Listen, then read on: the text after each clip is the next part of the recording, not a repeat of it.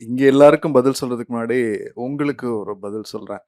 ரெட்டமலை சீனிவாசன் தாத்தா வந்து படிக்கலையா அப்படின்னு கேட்டீங்க. உங்களுக்கு ஒரு புத்தகம் சொல்றேன், வாங்கி படிங்க.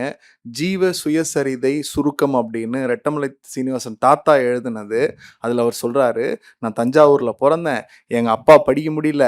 நான் ஸ்கூலுக்கு போனேன். என்னை செருப்பு கொண்டு அடிச்சான். நீ சூத்திர பையன திருத்துனான். என்னால வாழ முடியல. தஞ்சாவூர்லேருந்து கோயம்புத்தூர் போனேன். கோயம்புத்தூர்ல காலேஜுக்கு போனா 400 பேர் படிச்சான். 400 பேர்ல 390 பேர் பாப்பான். 10 பேர்ல 8 பேர் ஆதிக்க சாதி. அதுல கடைசியா இருந்த ஒரே ஒரு தாழ்த்தப்பட்டவன் நான் தான். 1 மணி நேரம் முன்னாடி 1 மணி நேரம் கல்லூரிக்கு பின்னாடியும் 1/2 மணி நேரம் முன்னாடியும் வந்தேன். 1 மணி நேரம் ஏன் பின்னாடி போனேன்னா, மற்ற சாதியினர் என்னைய வந்து இது பண்ணக்கூடாதுன்னும், மற்ற சாதியினர் நான் கண்ணில் பற்றக்கூடாதுன்னு என்னைய விரைவா அனுப்புன வரலாறு தான் என் வரலாறு அப்படின்னாங்க.